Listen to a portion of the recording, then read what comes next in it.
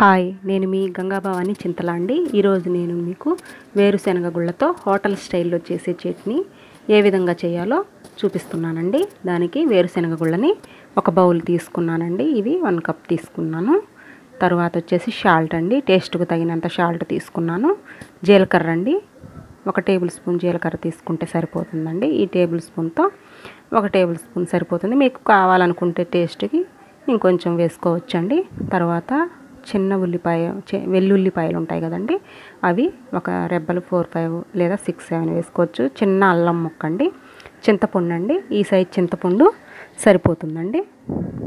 ఈ సైజ్ చింతపండు సరిపోతుంది. తర్వాత ఒక ఉల్లిగడ్డ, కరివేపాకు, టొమాటో, ఎండుమిర్చి 6 or 7 అండి. ఈ ఉల్లిగడ్డని టొమాటోని పీసెస్గా కట్ చేసుకుందాం. ఇవేమో వేపుకుందామండి. వేరుశనగ గుళ్ళని, చింతపండుని నీళ్ళల్లో నానబెట్టుకుందాం. ఈ వేరుశనగ గుళ్ళని పొయ్యి మీద పెట్టేసి ఈవెన్గా ఫ్రై అయ్యేలాగా లో ఫ్లేమ్ మీద వేపుకోవాలండి. ఇవి వేగిన తర్వాత వేరే కప్లో పోసేసుకుందాము. ఈలోపు మనం ఉల్లిగడ్డ, టమాటా పీసెస్ని కట్ చేసుకుందాం.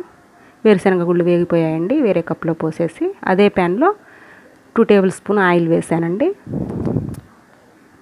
ఆయిల్ వేసి అందులో ఆయిల్ హీట్ ఎక్కిందండి. చూద్దాం, ఆయిల్ కూడా హీట్ ఎక్కేసింది. అందులో ఎండుమిర్చి తీసుకున్నాం కదండి మనం, అవి ఎండుమిర్చి తీసుకొని ఇందులో వేసి ఈ ఆయిల్లో ఫ్రై చేసుకోవాలండి. ఈ విధంగా ఫ్రై చేయాలి. ఎండుమిర్చి ఎక్కువ కారం తినాలనుకునే వాళ్ళు కొంచెం ఎక్కువే వేసుకోవచ్చండి, అది మీ ఇష్టం. ఇప్పుడు మనం తీసుకున్న క్వాంటిటీకి ఎండుమిర్చి సరిపోతాయి. జీలకర్ర కూడా వేసానండి. ఇందులో 1 టేబుల్ స్పూన్ వేసాను. మీరు కొంచెం ఎక్కువ కావాలనుకున్న వాళ్ళు 1/2 స్పూన్ ఎక్కువ వేసుకోవచ్చు. టమాటోలు, ఉల్లిగడ్డ పీసెస్ కూడా కట్ చేసి వేసానండి. ఈ విధంగా ఈవెన్గా ఫ్రై అయ్యేలాగా, అంటే టొమాటో ముక్కలు మగ్గే వరకు ఈ విధంగా ఫ్రై చేసుకోవాలండి. ఈవెన్గా ఫ్రై అయ్యేలాగా ఇలా కలయి తిప్పుకుంటూ మిక్స్ చేసుకుంటూ ఉండాలండి. తర్వాత చిన్నుల్లిపాయ ఉన్నాయి కదండి, వెల్లుల్లి రెబ్బలు, అవి వేసేసాను. అల్లం ముక్క వేసేసానండి. ఒకసారి ఇవి మిక్స్ చేద్దాము. ఈ విధంగా మిక్స్ చేద్దామండి. టొమాటో ముక్కలు మగ్గే వరకు ఇలా మిక్స్ చేసుకోవాలండి. 2 or 5 minutes వరకు పడుతుంది. ఈలోపు చింతపండు ఇలా వాటర్లో వేసాను. ఇందులో చింతపండు కూడా వాటర్లో వేద్దామండి. చూసారుగా, టొమాటో ముక్కలు మగ్గిపోతున్నాయి.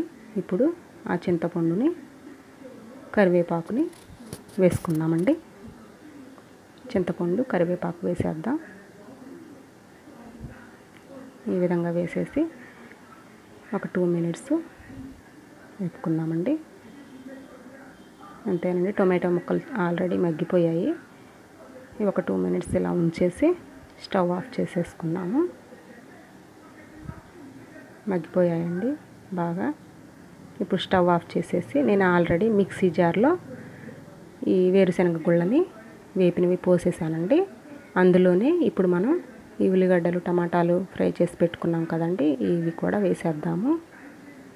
ఈ విధంగా మొత్తం వేసేయాలండి. ఈ విధంగా మొత్తం వేసేసాను. ఇలా వేసిన తర్వాత టేస్ట్కు తగినంత సాల్ట్ అండ్ వాటర్ అండి. తర్వాత వాటర్ పోసుకోవాలి. ఈ విధంగా మిక్సీ వేసానండి. ఈ విధంగా వచ్చింది. ఇప్పుడు పొయ్యి మీద బండి పెట్టుకొని 2 టేబుల్ స్పూన్స్ ఆయిల్ వేసానండి పోపు కోసం. ఇప్పుడు పోపు ఆ చట్నీలోకి తాలింపు పెట్టుకున్నామండి. పోపు గింజలు వేసేస్తున్నాను. Oil heat ఎక్కేసింది. పోపు గింజలు వేస్తున్నాను. పోపు గింజలు, కరివేపాకు, ఎండుమిరపకాయలు వేసి వేపుకున్నామండి. ఎండుమిర్చి, కరివేపాకు కూడా వేస్తున్నాను. ఈ పోపు గింజలు అనేవి రెడ్గా వచ్చే వరకు వేపుకోవాలండి.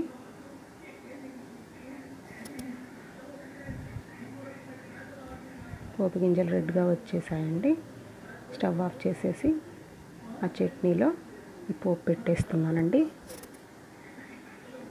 అంతేనండి, మన హోటల్లో ఏ విధంగానైతే చట్నీ టేస్ట్గా ఉంటుందో అదే విధంగా మనకి ఇప్పుడు వచ్చేసిందండి. ఈ చట్నీ చాలా టేస్ట్గా ఉంటుందండి. పిల్లలు, పెద్దలు అందరూ ఎంతో ఇష్టంగా తింటారు. ఒక్కసారి ట్రై చేసి పెట్టండి. చేసి మళ్ళీ ఇదే అడుగుతారు. ఈ వీడియో మీకు నచ్చినట్లయితే అందరికీ షేర్ చేయండి. ఇది నాకు కామెంట్ బాక్స్లో పెట్టండి ఏ విధంగా ఉందో.